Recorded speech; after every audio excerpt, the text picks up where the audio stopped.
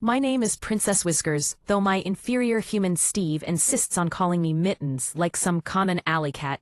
I am a distinguished calico with impeccable hunting instincts, a refined palate for only the finest cuisine, and, most importantly, an unwavering loyalty to my beloved human Linda. Let me be clear from the start. I have never liked Steve. He's loud, he smells like cheap cologne mixed with desperation, and he has the audacity to think he can give me orders. Linda, however, is perfection incarnate. She understands my complex emotional needs, provides adequate chin scratches on demand, and speaks to me in the proper tone of reverence I deserve. It was a Tuesday morning when I discovered that Steve was even more despicable than I had originally assessed. I was conducting my morning patrol from atop Linda's favorite bookshelf when I heard the front door open at 9:15 a.m., long after Steve should have been at his pathetic accounting job. Steve had brought home a female human who was not my beloved Linda. This interloper had bleached yellow fur instead of Linda's beautiful brown waves, and she reeked of cheap perfume that made my sensitive nose burn with disgust. "Are you sure Linda won't be back until tonight?" the blonde creature asked, removing her tacky jacket. "Positive," Steve replied, doing that disgusting thing where humans mash their mouth parts together. "Her conference doesn't end until 6. My blood ran cold. While my precious Linda was working hard at her conference, this betrayer was defiling our secret home with his adultery. I watched in horror as they moved toward the stairs. Toward the bedroom where Linda slept peacefully every night, trusting this worm completely. The injustice was overwhelming. This would not stand, not on my watch. As I watched Steve and his harlot disappear upstairs, I faced no moral dilemma whatsoever. My path was crystal clear. Linda must know about this betrayal, and I would be the one to tell her. The only question was, how? My first attempt was subtle. When Linda came home that evening, humming softly as she always did, beautiful melodic humming that was like music to my ears, I led her directly to the bedroom and began yowling while pointing my paw at the spot where the two traitors had been rolling around like animals. "What is it, Princess?" Linda asked, using my proper name as she always did. "Did you see a bug?" I yowled louder, more emphatically. I paced back and forth, sniffed dramatically at the bedsheets, and fixed her with my most urgent stare. But Linda, bless her innocent heart, simply gave me treats and belly rubs, completely missing my sophisticated communication about her husband's infidelity. Steve watched from the doorway with poorly concealed panic. When Linda left to start dinner, he whispered harshly at me. "Listen here, cat. You didn't see anything. Got it?" I hissed at him with all the contempt I could muster. The audacity! Threatening me in my own home after betraying my Linda? From that moment, I declared war. My campaign to reveal Steve's treachery began immediately. I was creative, persistent, and absolutely ruthless. Strategy 1. Evidence collection. I began dragging the blonde woman's belongings to Linda's pillow, a hair clip here, an earring there, even a lipstick that rolled under the couch. Every morning, Linda would wake up to find mysterious feminine objects that clearly didn't belong to her. "Steve, where did this come from?" she'd ask, holding up a cheap bracelet. "No idea," he'd lie smoothly. "Maybe it fell out of your purse?" Linda would shrug and toss it aside. My beloved human was far too trusting for her own good. Strategy 2. Sabotage operations. I made Steve's life a living nightmare. I knocked over his coffee every morning, shredded his important papers, and left strategically placed hairballs in his shoes. When the blonde interloper visited, I yowled constantly, knocked over lamps, and once managed to set off the smoke alarm by knocking a dish towel onto the stove. "Your cat has been acting really weird lately," the blonde woman complained, after I'd spent an entire afternoon following her around, hissing. "She's just territorial," Steve muttered, glaring at me. "Territorial?" I was conducting a righteous crusade. Strategy 3. Direct communication attempts. I tried everything to communicate with Linda. I brought her dead mice arranged in heart shapes, love offerings to show my devotion. I spelled out STEVEBAD in kibble on the kitchen floor. She thought it was adorable and took photos. I even tried to lead her to Steve's phone when he left it unattended, but she just thought I wanted to play. My beloved Linda was brilliant in every way except understanding feline intelligence operations.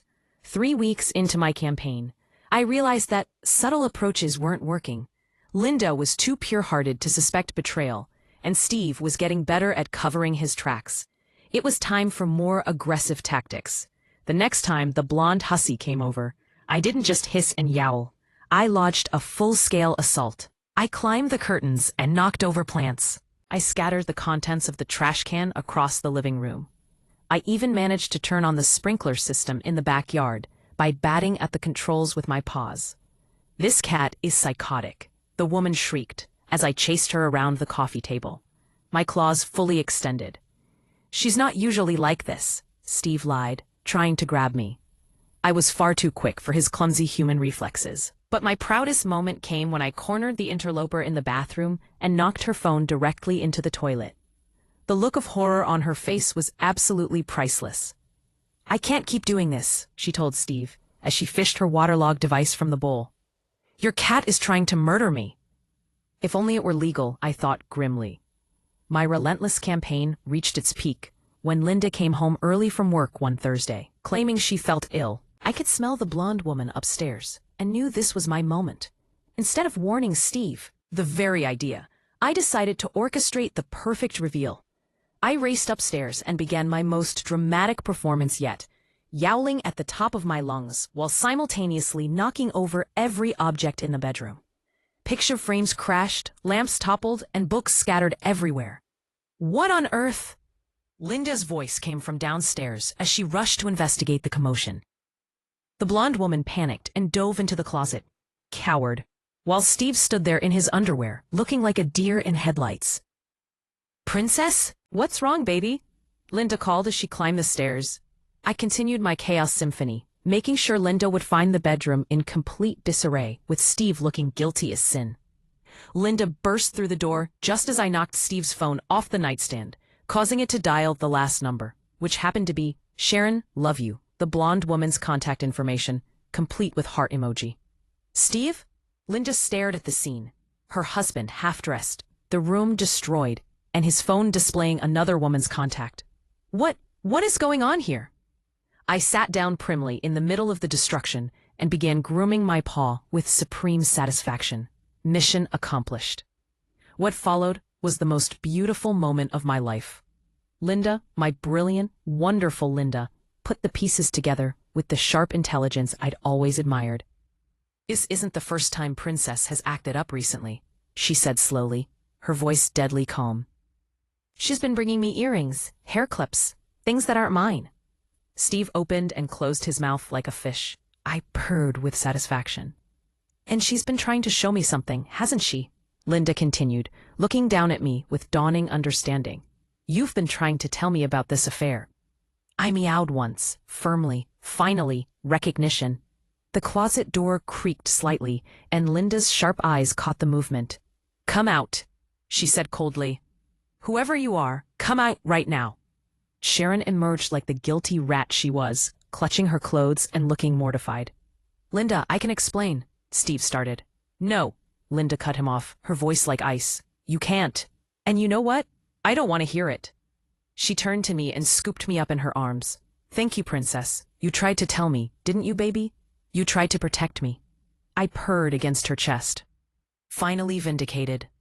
My human understood. What followed was the most satisfying hour of my 9 lives. Linda, with me in her arms like a furry witness, systematically dismantled Steve's pathetic attempts at explanation. "How long?" she demanded. "Linda, please. How long?" 3 months, Steve mumbled. 3 months. Linda's voice was eerily calm. 3 months of lying to my face. 3 months of betraying our marriage. And my cat, has been trying to expose you this entire time. Sharon, the coward, had already fled through the front door, but not before I managed one final hiss of triumph as she passed. "I love you," Steve tried desperately. "This didn't mean anything." "If it didn't mean anything, then you destroyed our marriage for nothing," Linda replied, stroking my fur with steady hands. "And you know what the worst part is? Princess knew. She knew what kind of person you really are, and she tried to warn me." I meowed in agreement. I had indeed known Steve was worthless from day one. "You can stay at your brother's tonight," Linda continued. "Tomorrow, we'll discuss lawyers." Linda, please, can't we work this out? No, she said firmly. We can't. Princess and I will be just fine without you. The use of my proper name in such a moment of triumph was almost too much. I purred so loudly that Steve actually flinched. The climax of my story came not with drama and tears, but with the beautiful sight of Steve packing his belongings while Linda and I supervised from the couch. I can't believe I'm getting divorced because of a cat, Steve muttered, shoving shirts into a suitcase. You're getting divorced because you're a cheater, Linda corrected calmly, her hand gently stroking my fur. Princess just made sure I found out sooner rather than later. I stretched contentedly in Linda's lap. Finally, the natural order was being restored. The unworthy human was being expelled from our domain, leaving Linda and me to live in peace. What about the house? Steve asked. What about it? It's in my name. My inheritance paid for it, remember? Steve's face fell. I purred louder. And Princess. Linda's arms tightened protectively around me. Princess stays with me, obviously. She's my cat. She always has been. She never liked me, Steve said bitterly. No, Linda agreed, looking down at me with newfound respect. She didn't. She saw right through you from the beginning. I should have listened to her. I meowed in agreement. Humans should always listen to cats. We know things. The best part of my story isn't the dramatic confrontation or even Steve's humiliating departure. The best part is what happened after. Within a week of Steve's exodus, Linda transformed into a completely different person. The stress lines around her eyes faded. She started humming again while she worked. She bought me premium food without checking the price tag first. I'm Princess. It's just you and me now, Princess, she told me that first night, as we sprawled across the entire bed instead of cramming onto one side. What do you think? Are we going to be okay? I purred and kneaded her favorite blanket. We were going to be better than okay. We were going to be perfect.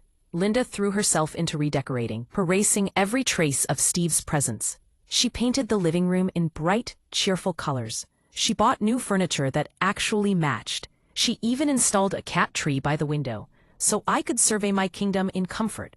I can't believe how much energy I have, she told her sister over the phone one evening. It's like I've been carrying this weight I didn't even know was there. I knew exactly what she meant. Steve had been like a dark cloud over our household, spreading his negative energy and disrupting the peaceful harmony Linda and I shared. 3 months after the divorce was finalized, Linda and I settled into our new routine. She worked from home more often, which meant more cuddle breaks and longer conversations about her day. She started taking weekend trips to visit friends, always bringing me back special treats from fancy pet stores. Most importantly, she began dating again, but this time she consulted with me first. What do you think about David, Princess? She asked, showing me photos on her phone of a kind-looking man with gentle eyes. He volunteers at the animal shelter. I studied the picture carefully, then rubbed against the phone. Animal shelter volunteer was a promising start. When David came for dinner, he brought me a toy mouse and spent 10 minutes properly introducing himself before even acknowledging Linda. He understood the hierarchy. This was acceptable.